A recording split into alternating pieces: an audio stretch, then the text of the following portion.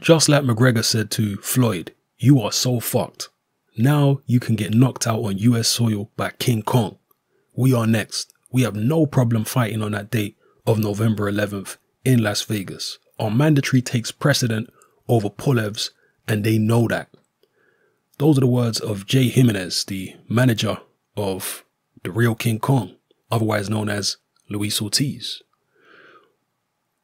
Jimenez is a tough-talking, straight to the point, no nonsense kind of guy. I like him. I like his tough talk. He really believes in his fighter, and he pushes for the best for his fighter. So he seems like an entertaining character, Jay Jimenez. And here he's saying Anthony Joshua is screwed, basically, because he's going to have to fight King Kong. Now, the promotional company that represents Luis Ortiz, Dade Promotions, it appears that they've been putting pressure on the WBA to call this mandatory for Luis Ortiz, because they've been dragging their feet for a long time and it hadn't been called. It's now been called. I've just done a video about it, which I'm sure you'll see. But it took a long time for them to call it. Perhaps it was that pressure. Perhaps there was letters written and maybe legal threats made to the WBA that if you don't enforce our mandatory position, you're going to find yourself in court with us and we're going to win. So perhaps that's what it was. But whatever the case is, people, it appears that Luis Ortiz is either going to fight Joshua for the WBA belt or he's going to fight somebody else for it. And it's the super version of the WBA belt. It's either going to be Joshua or Joshua gets stripped.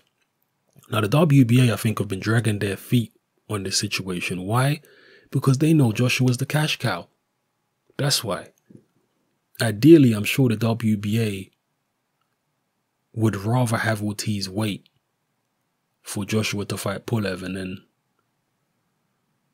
you know, have Joshua fight Ortiz is mandatory a few months down the line.